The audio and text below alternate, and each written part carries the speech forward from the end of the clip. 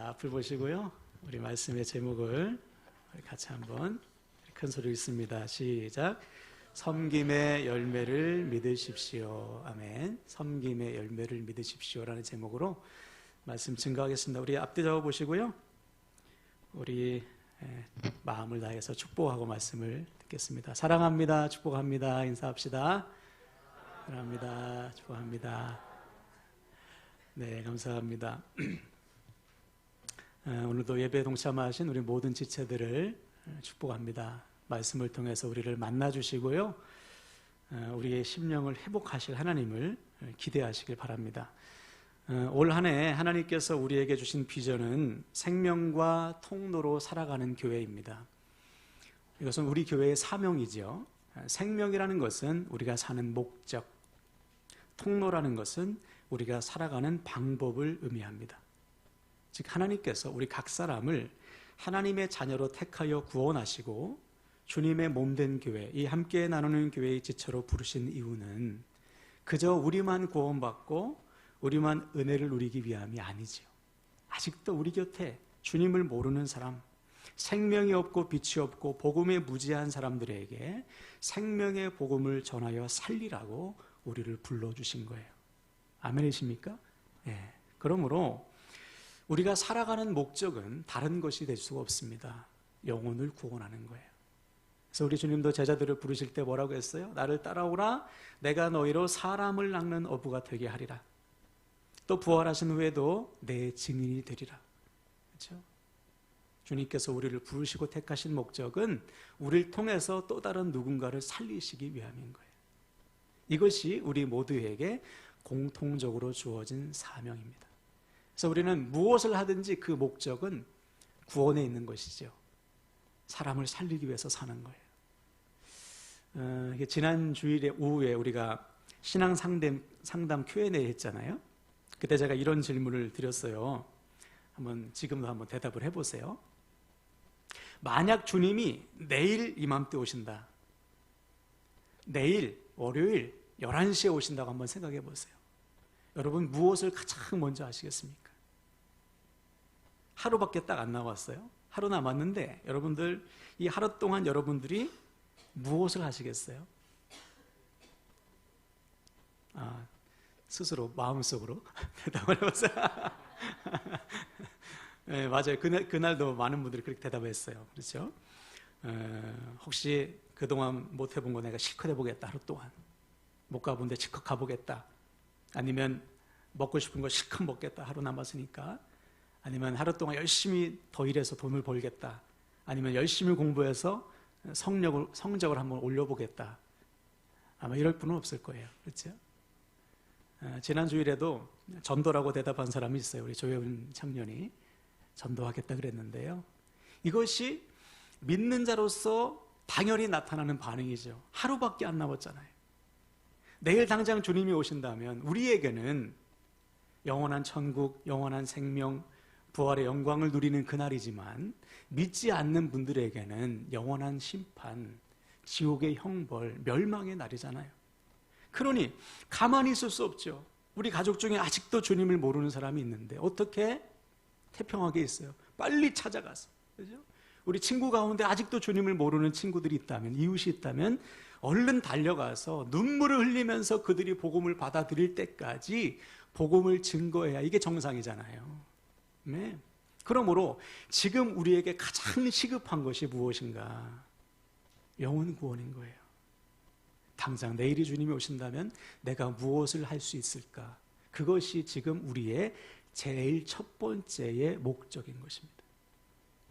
그래서 여러분 정말 주님이 내일 오신다 생각하는 마음으로 여러분 복음을 전하셔야 돼요. 네. 우리 주변에 아직도 구원이 모르는 사람들, 생명이 없는 사람들 많잖아요. 그들을 위해서 우리를 먼저 부르셨기 때문에 우리가 정말 애타는 마음으로 그들을 섬기고 그들에게 복음을 전하여 살려내야 됩니다. 특별히 다음 주일날 우리 맥주감사절을 지내는데요. 맥주감사절 다음 주일날 우리 사랑하는 친구들 또 가족들을 초청할 것입니다. 정말 간절한 마음으로 한번 전해보세요. 내일 정말 주님이 오신다. 그 마음을 가지고 내가 어떻게 어떤 심정으로 그 영혼에게 복음을 전할까, 권면할까 한번 한 주간 기도하시면서 하나님께서 주시는 지혜대로 또 마음의 감동을 따라서 열심히 복음을 전하시길 바랍니다. 우리 하나님께서 반드시 그들의 마음을 움직여 주실 줄로 믿습니다. 아멘. 자, 그럼 여기서 중요한 질문을 해야 됩니다. 어떻게 할 때 우리가 전하는 복음이 그들의 마음에 심겨질까? 답은 섬김에 있어요. 섬기지 않고서는, 가만히 있어서는 절대로 복음이 들어가지 않습니다. 우리 주님께서는 그렇게 말씀하셨어요. 제자들의 발을 씻기시면서 너희들이 내가 행한 것 같이 너희가 행하게 하려 하여 본을 보였노라 그랬습니다. 주님께서 종이 되어 우리의 발을 씻기신 것은 우리도 그렇게 하길 원하시는 거예요. 다시 말해 하나님이신 주님께서 하늘 보좌를 버리시고 이 땅에 인간의 몸으로 오사 죽기까지 우리를 섬기신 목적은 우리도 그렇게 섬기라는 거예요. 왜? 그 섬김을 통해서만 생명의 역사가 시작되기 때문에. 다시 말해 섬기지 않고서는 누구도 살아날 수 없어요. 우리가 구원받은 것도 한번 생각해 보세요. 누군가의 섬김 때문에 우리가 이 자리에 나와 있는 거예요. 누군가의 기도와 누군가의 눈물과 누군가의 섬김과 보살핌 때문에 우리가 지금 이 자리에 나와서 주님을 예배하고 있는 것이죠. 그러므로 우리도 섬김을 받았으니 똑같이 섬기라는 거예요. 이것이 주님께서 우리를 섬기신 목적입니다. 두 번째 원칙은 먼저 섬기는 거예요. 그리고 거저 섬기는 것입니다. 많은 분들이 섬기다가 실족하죠. 섬기다가 상처받아요. 왜 그렇지요? 섬김의 대가를 바라기 때문에. 야, 나는 너 섬기는데 너는 왜 나 안 섬겨? 나는 이렇게 하는데 너는 왜 이렇게 조금밖에 안 해? 섬김의 대가를 바라는 순간 100% 시험에 듭니다. 우리 주님은 안 그랬어요. 자, 우리 주님 어떻게 섬겼는지 한번 볼까요? 앞을 보시고 마태복음 20장 28절 읽겠습니다. 시작. 인자가 온 것은 섬김을 받으려 함이 아니라 도리어 섬기려 하고 자기 목숨을 많은 사람의 대속물로 주려 함이니라. 그렇죠. 주님은 주시기 위해 오셨어요. 자기의 목숨을, 자기의 생명을 우리에게 주시기 위해서. 우리에게 무슨 대가를 바라시겠어요? 아무런 대가를 바라지 않고 거저 주셨습니다. 그 섬김으로 지금 우리가 살았다면 우리도 거저 섬기는 거예요. 그때 우리 삶의 생명의 역사가 시작될 줄로 믿습니다. 세 번째 원칙은 지금 섬기는 겁니다. 많은 분들이 섬김에 실패하는 이유 중에 하나가 뭐냐면 나중에 섬기려고 해요. 주님, 지금은 제가 섬길 여건이 좀 안 돼요. 지금은 형편이 좀 섬길 수 있는 형편이 아닙니다. 자꾸만 나중으로 미루기 때문에 섬길 수가 없는 거예요. 그렇지 않아요. 주님은 우리들에게 명령하셨습니다. 너희에게 있는 것을 주라. 지금 너에게 있는 것, 작은 것이라도 주라. 그때 어린아이의 도시락, 그죠? 보리떡 5개와 물고기 2마리를 주님께 드렸을 때 주님께서 축사하시고 수많은 사람을 먹이시는 오병이어의 기적이 일어났습니다. 지금 나에게 있는 것 작은 것일지라도 내가 섬길 수 있는 것으로 섬길 때 하나님은 반드시 기적을 베풀어 주시는 거예요. 여러분, 다음으로 미루지 마시고 지금 나에게 있는 것으로 기쁨으로 섬기시길 축복합니다. 아멘. 네 번째 원칙은 청지기처럼 섬기는 것이었습니다. 청지기라는 것은 내 모든 것이 하나님 것임을 고백하는 거예요. 내 것이 아니고 하나님께서 나에게 맡겨주신 것이다. 이 믿음이 있는 사람만 아낌없이 섬길 수가 있습니다. 반면에 이거 내 거야, 내 거지, 이렇게 생각하는 사람은 아까워서 못 섬겨요. 주님 것이지, 내 모든 것이 주님 것이, 주님이 공급하셔서 지금 내가 있지, 이렇게 믿는 사람만이 자기에 있는 것을 잘 관리하고 주께서 기뻐하신 일에 사용할 수 있는 거예요. 그래서 우리 2가지 결단했잖아요. 첫 번째, 나에게 주어진 모든 시간이 주님의 것이다. 그래서 주님께서 기뻐하시는 일에 나의 시간을 드리자. 두 번째, 나에게 있는 모든 것, 물질의 공급자가 주님 것이다. 그러므로 우리는 주님께서 기뻐하시는 일에 나의 물질을 사용하자. 그때 하나님은 우리의 시간과 물질을 통해 생명을 살리는 선한 일들을 이루실 것을 믿으시기를 바랍니다. 아멘. 자, 오늘은 5번째 원칙 나누겠어요. 한번 따라할까요? 섬김의 열매를 믿으라. 우리가 섬길 때 가장 힘든 것 중에 하나는 뭐냐면 섬김의 열매가 안 보일 때예요. 좀 섬기면 변화가 되든지 뭔가 일이 일어나야 되는데 아무런 일도 일어나지 않아요. 언제까지 섬겨야 되나? 내가 언제까지 기다려줘야 되나? 언제까지 참아야 되나? 도저히 섬길 수 없을 때, 그럴 때가 오잖아요. 그래서 많은 분들이 섬기다가도 실망하기도 하고, 그죠? 낙심되기도 하고, 절망하기도 하고, 포기하고 싶을 때도 있어요. 실제로 어떤 분들은 섬김을 저 사람은 안 돼. 그냥 섬김을 포기하고 살아요. 자, 그렇다면 성경은 우리를 향해 뭐라고 말하고 있나? 오늘 본문은 아주 명확한 답을 우리에게 주고 있습니다. 본문 9절을 다시 한번 볼까요?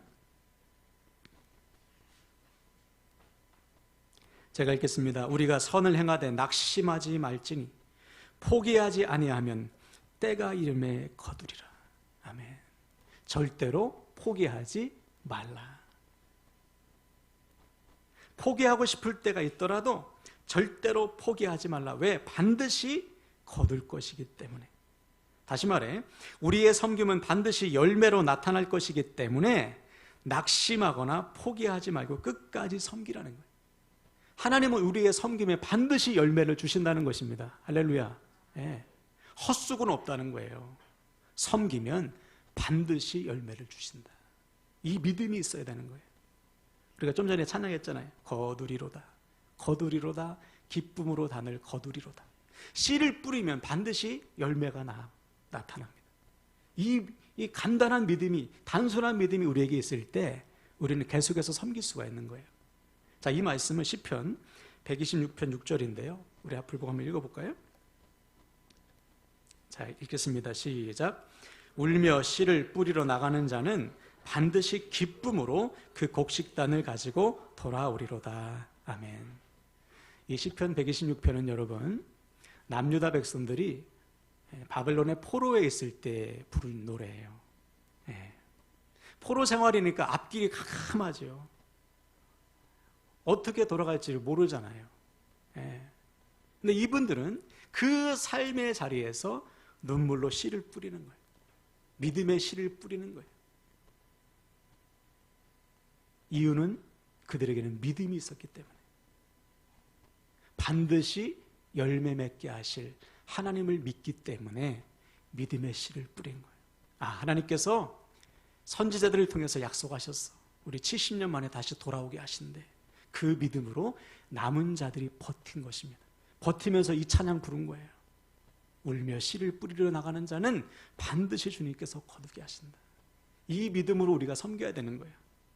지금은 비록 우리가 섬기는 대상을 보고 내 환경을 보면 열매가 없는 것 같지만 하나님은 반드시 우리의 섬김을 통해 변화시키고 회복하실, 열매 맺게 하실 것을 믿고 믿음으로 씨를 뿌리면서 섬기는 것입니다. 여러분, 이 믿음이 우리에게 회복되길 축복합니다. 자, 그래서 바울은 오늘 본문에서 동일하게 선포해요. 7절 8절 볼까요? 제가 읽겠습니다. 스스로 속이지 말라. 하나님은 업신여김을 받지 아니하시나니 사람이 무엇으로 심든지 그대로 거두리라. 자기 육체를 위해 심는 자는 육체로부터 썩어질 것을 거두고 성령을 위하여 심는 자는 성령으로부터 영생을 거둘 것이다. 그렇죠. 반드시 하나님은 심은 대로 거두게 하신다. 그래서 만약 누구가 육체를 위해서 심는다면 썩어질 것을 거둬. 자기 욕심을 위해서 살면 썩어질 것, 유한하고 무가치한 것, 멸망의 열매를 거둘 뿐이요. 성령을 위해서 심는 자는, 주님께서 기뻐하시는 것을 위해서 심는 자는, 주님의 역사하심을 믿고 섬기는 자는 반드시 영생을 거두게 하신다. 그러므로 우리는 심는 대로 거두게 하시는 하나님을 믿고 끝까지 포기하지 말고 섬기라는 거예요. 섬기라. 지금 여러분들이 섬기는 분들 있죠. 또 구원을 위해서 애쓰는 영혼들이 있죠. 여러분 절대 포기하지 마세요. 반드시 하나님께서 열매 맺게 하신다. 그래서 우리 주님도 보면 요한복음 13장 1절에 제자들을 사랑하시되 끝까지 사랑하셨다고 했어요. 중요한 것이 끝까지입니다. 끝까지. 아니 어떻게 자기를 팔아넘길 가룟 유다, 또 조금 있으면 자기를 부인하고 저주하기까지 할 베드로를 끝까지 사랑할 수가 있는가? 주님이 남들보다 마음이 넓어서 그랬을까요? 아니요. 주님은 믿음이 있었기 때문에 그렇죠. 저들을 끝까지 사랑하면 내 아버지 하나님께서 반드시 열매를 맺게 하실 거다. 그 믿음을 가지고 주님은 그저 끝까지 사랑하셨어요. 자기 목숨을 내어주시기까지. 우리에게도 이러한 믿음이 있어야 돼요. 아버지 하나님께서 반드시 열매 맺게 하실 것이다. 때로는 낙심이 되고 포기하고 싶은 마음이 들기도 하지만 하나님을 바라보면 열매 맺게 하실 하나님을 내가 믿는다면 끝까지 포기하지 않고 섬길 수가 있는 것입니다. 여러분 그 하나님 믿으시고요. 끝까지 섬기시기를 주님의 이름으로 다시 한번 축원을 드립니다. 자, 그래서 이때 우리에게 요구되는 또 하나의 믿음이 있습니다. 아, 주님은 반드시 열매 맺게 하실 거야. 이 믿음 가지고는 안 돼요. 어떤 믿음이 필요하냐? 한번 따라할까요? 하나님의 때를 믿으라. 네, 하나님의 때에 대한 믿음이 있어야 됩니다. 이 두 가지 믿음이 우리에게 필요한 거예요. 자, 9절을 다시 한번 보시면 우리가 선을 행하되 낙심하지 말지니 포기하지 아니하면 때가 이름에 거두리라 그랬어요. 때가 이름에. 누구의 때입니까?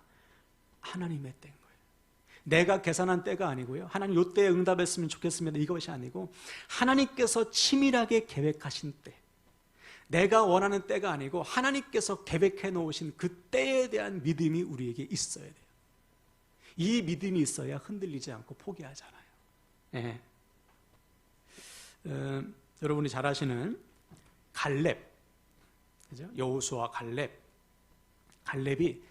40살에 부름받았어요. 40살에 부름받아서 하나님께서 이 갈렙이 가나안 정탐한 사람 중에 한 명 아닙니까? 여호수아와 함께 12명 중 하고 10명은 안 돼, 우리는 못 가 했지만 이 두 사람은 할 수 있어, 주님이 우리에게 주셨으니까 갈 수 있어, 차지할 수 있어 그랬잖아요. 그때 하나님께서 갈렙에게 주신 말씀이 있어요. 이 산지, 헤브론 산지, 가장 큰 거인족이 살고 있는 아낙 자손이 버티고 있는 그 산지를 주시겠다는 약속을 주신 거예요. 예. 야, 갈렙아, 내가 너에게 저 땅 줄게. 네가 본 것, 네가 밟은 땅 내가 너에게 줄 거야. 근데 여러분, 이 갈렙이 몇 년 만에 그 땅을 차지했는 줄 아세요? 45년 만에. 말이 45년이죠. 지금 40살이고 45년이면 85세 아니에요. 할아버지 아닙니까? 예. 우리 이남희 권사님이 85세신데, 그렇죠? 갈렙. 예. 만약에 하나님이 야, 조 목사야, 너 45년 후에 저 땅 줄게 그러면 포기했을 것 같아. 아유, 45년은 제가 85세인데 어떻게 그 땅 차지합니까? 지금 주셔야죠. 하나님은 지금 주시지 않았어요. 45년의 세월을 견디게 하셨습니다. 바꿔 말하면 갈렙은 이 45년을 버틴 거예요. 광야 생활과 7년의 이 정복 전쟁을 45년을 믿음으로 버텨냈어요. 왜? 갈렙에게는 두 가지 믿음이 있었어요. 첫 번째, 하나님께서는 약속하신 거 반드시 주신다. 열매를 주신다는 것을 확신해요. 두 번째는 무엇을 믿었을까요? 하나님의 때를 믿은 거예요. 내가 원하는 때가 아니고 하나님께서 원하시는 때가 있을 것이다. 가장 정확한 그 하나님의 때를 믿었기 때문에 45년을 버텨서 마침내 가장 큰 거인족에 살고 있는 헤브론 산지를 85세의 나이에 차지하게 된 겁니다. 무슨 말인가? 그가 가장 큰 거인족도 차지할 수 있는 담대한 믿음으로 하나님이 그를 성장시켜 놓으신 거예요. 바로 이거예요, 여러분. 왜 하나님께서는 우리에게 하나님의 때를 기다리게 하시는가? 그냥 우리가 원하는 때, 우리가 원하는 것 열매 주시면 안 되는가? 안 돼요. 하나님의 때를 통해 하나님은 우리를 연단시키시는 겁니다. 어떤 연단? 하나님의 열매를 다룰 수 있는, 하나님의 열매를 감당할 수 있는 믿음으로 자라게 하시는 거예요. 네. 40세에 주셨으면요, 벌써 교만해서 넘어졌을 거예요. 갈렙이 감당할 수 있는 이 45년의 시간 동안 그를 단단하게 연단시켜 놓으신 거죠. 한번 생각해 보세요. 여러분, 영혼 구원은 하나님께서 정말 기뻐하시는 거잖아요. 그렇죠? 우리에게 사명이, 우리를 부르신 목적이고. 근데 왜 이렇게 전도가 안 됩니까? 왜 가족들 전도가 이렇게 안 돼요? 왜 자녀들, 왜 사랑하는 부모님, 형제, 자매, 왜 남편과 아내의 전도가 이렇게 어렵냐? 왜 친구들의 전도가 어렵습니까? 예수의 예자만 꺼내도, 야, 예 하만 해도 막 눈물 펑펑 흘리면서 회개하고 주님께 돌아오면 얼마나 좋아. 야, 교회 가자 그러면 뭐 오늘이라도 당장 오면 얼마나 좋습니까? 근데 왜 이렇게 전도가 어려운가? 이유가 있어요. 왜 하나님께서 그 기나긴 때를 우리에게 주시는가? 그 영혼을 품고 기도하고 복음을 전하면서 우리가 달라지길 원하시는 거예요. 우리가 자라게 하시는 거예요. 사도 바울의 그 유명한 고백처럼 해산하는 수고를 통해서, 한 영혼을 구원하기까지 해산하는 수고를 통해서 나를 향하신 주님의 사랑이 얼마나 큰지, 또 나 같은 죄인을 구원하기 위해 얼마나 많은 사람들이 섬김의 눈물을 흘렸는지를 알게 하셔서 마침내 한 영혼을 돌볼 수 있는 영적인 아비와 영적인 어미로 우리를 변화시켜 주시는 거예요. 예. 그렇지 않고 우리가 야 교회 봐라 당장 오면 우리가 돌볼 수 있는 영적인 능력이 안 되는 것이죠. 그래서 하나님은 우리를 영적인 능력을 회복할 수 있도록 그 능력을 주실 때까지 우리를 연단시켜 주시는 거예요. 그래서 하나님의 때가 되면, 즉 우리가 영혼을 돌볼 수 있는 성숙한 영적인 아비와 어미가 되면 하나님은 반드시 그 영혼들을 하나님께로 인도해 주실 것을 여러분 믿으시길 바랍니다. 그러므로 하나님의 때는 우리를 성장시키고 온전케 하시는 하나님의 은혜임을 믿으시길 바랍니다. 그러므로 우리가 해야 될 것은 뭐냐면 하나님의 때를 믿고 계속해서 섬기는 거예요. 섬기면서 내가 자라고 내가 변화되고 내가 성숙해 가는 것입니다. 최근에 어느 부부의 이야기를 들었는데요. 나이가 지극하신 노부부입니다. 교회 다니시는 분인데 아주 신실하신 분인 것 같아요. 이분들이 어느 날 주일날 예배를 마치고 배가 고파가지고 시장하셔가지고 교회 근처에 있는 분식집에 가셨대요. 계십니까? 그랬더니 아무도 없어요. 그래서 계십니까? 그랬더니 저쪽 식당 구석에 있는 방 한 칸에서 이제 주인이 나오더라는 거죠. 아마 거기서 생활도 하시면서 식당을 하시는 것 같아요. 나오면서 이제 이 식당 주인이 하는 말이 코로나 때인가 봅니다. 코로나 때문에 너무 힘들대요. 어제는 하루 종일 국수 3그릇밖에 못 팔았다고. 그래서 월세도 내야 되고 뭣도 해야 되는데 너무 힘들고 기력이 없어서 방 안에 누워 있었다고 죄송하다고 하면서 나왔어요. 그래서 음식을 시키는데 뭘 시킬까 고민하다가 쫄면을 시켰대요. 2개를. 쫄면 주세요. 식당 주인이 정성스럽게 이제 쫄면 2개를 만들어 갖고 왔습니다. 그래서 맛을 보는데 이 쫄면에 들어간 콩나물이 쉰 거예요. 쫄면에 콩나물 들어가잖아요. 근데 이 장사가 안 되니까 재료가 신선하지 않죠. 그래서 평소 같으면 이거 셨어요. 이거 좀 다시 만들어 주세요. 그랬을 텐데 서로 눈짓을 하고는 콩나물을 이렇게 뺐어요. 그래서 나머지를 이제 잘 비벼가지고 먹었습니다. 그리고는 이제 주인이 알아볼까봐 얼른 이제 나오면서 아유 맛있게 먹었습니다. 다음에 또 올게요. 그러고서 이제 돈을 놓고 돈을 놓고 나온 거예요. 근데 그날부터 이분들이 3일간을 설사했대요. 장염에 걸려가지고 고생을 했답니다. 근데 중요한 것은 그 다음 주일날 또 간 거예요. 또 가서 또 쫄면을 시켜 먹은 거죠. 그때 주인이 이 부부를 알아보시고는 그러더라는 거죠. 혹시 지난주에 쫄면 드시고 괜찮으셨냐고. 근데 이 부부가 서로 짠 듯이 괜찮았는데요. 왜 그러세요? 그랬더니 아니 상을 치우는데 이 콩나물만 있어가지고 먹어보니까 셨더라는 거예요. 그래서 주방에 가서 콩나물을 확인하니까 콩나물이 다 셨더라는 것이죠. 그래서 혹시 배탈 나지 않았냐고. 근데 이 부부가 괜찮았다고 하는 거예요. 그러면서 하는 말이, 콩나물이 신 것을 아시고도 잘 먹었다고, 다음 주에 또 오겠다고 돈을 놓고 가신 것 보고 그날 많이 우셨다는 겁니다. 마음에 큰 위로를 받으셨대요. 그 후로 이 부부가 무려 1년을 계속해서 거기 가서 식사를 하신 거예요. 할아버지 할머니가 분식집에서 드실 게 뭐가 있겠어요. 그런데 그 분식집을 섬기는 마음으로 하나님께서 감동을 주셨겠죠. 그래서 끊임없이 가서 음식을 사 먹은 거예요. 뭐 예수 믿으라 이런 말 안 했어요. 그런데 1년쯤 지났을 때 그 식당 주인이 그러더라는 거죠. 저 지난주에 두 분이 다니시는 교회에 등록했습니다. 저도 이제 예수님 믿으려고요. 한번 생각해 보세요. 이분이 쫄면을 많이 팔아주어서 교회에 나오셨겠습니까? 아니죠. 이 부부의 섬김을 통해 주님의 사랑이 무엇인지 알게 된 거예요. 여러분, 이것이 하나님께서 우리에게 주시는 섬김의 본입니다.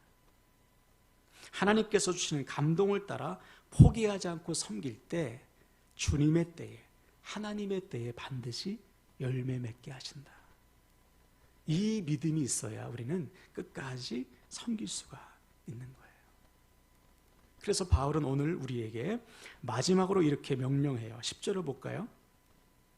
그러므로 우리는 기회 있는 대로 모든 이에게 착한 일을 하되 더욱 믿음의 가정들에게 할지니라. 하나님의 때에 반드시 열매 맺게 하실 것을 믿는 자는 모든 이에게 착한 일을 하게 되어 있어요. 기회 있는 대로, 이 말은 기회를 만들어서라는 말입니다. 다시 말해, 가만히 있으면 안 되고요, 부지런히 살피라는 거예요. 내가 섬길 사람이 누군가, 그리고 모든 일을 섬겨라. 특별히 성도들을 섬겨라. 이 말은 너와 내 가족만 섬기지 말고 섬김의 지경을 넓혀가라 이 말이에요. 둘러보면 하나님께서 보게 하신다. 내가 섬길 것이 무엇인지, 내가 무엇으로 누구를 섬길 것인지 하나님이 반드시 깨닫게 해주신다. 그래서 여러분, 오늘부터 우리의 섬김의 지경이 점점점 넓혀지시길 축복합니다. 네. 우리의 가정뿐만 아니라 직장에서도, 학교에서도, 사람과의 관계 속에서도 섬김의 열매가 나타나는 거예요. 자, 이 시간 말씀을 마무리하는데요, 사랑하는 여러분, 오늘 말씀을 통해 우리는 두 가지를 확신해야 돼요. 첫 번째, 섬김은 반드시 열매로 나타난다. 우리 하나님은 반드시 뿌린 대로 거두게 하신다. 두 번째, 열매의 때는 하나님께 있다. 내가 원하는 때가 아니라 하나님께서 계획해 놓으신 하나님의 때에 반드시 열매를 거두게 하십니다. 바로 이 확신을 가지고 우리가 오늘부터 끝까지 섬겼으면 좋겠어요. 이 시간을 통해서 특별히 우리의 섬김이, 우리의 믿음과 삶이 좀 성숙해졌으면 좋겠습니다. 혹시 여러분 섬김을 포기한 영혼이 있습니까? 포기하고 싶은 영혼이 있나요? 섬기면서도 낙심이 되는 분들이 있습니까? 오늘 주님께서 우리에게 주시는 말씀을 다시 마음에 품으세요. 선을 행하되 낙심하지 말지니 포기하지 아니하면 때가 이름에 거두리라. 할렐루야. 이 말씀을 확신하시고요, 오늘부터 우리가 섬겨야 될 사람들 가슴에 품으시고 끝까지 섬기시길 바랍니다. 그래서 우리 모두 하나님의 때에 섬김의 열매를 거두는 기쁨 누리시기를 주님의 이름으로 간절히 축원을 드립니다. 아멘. 이 시간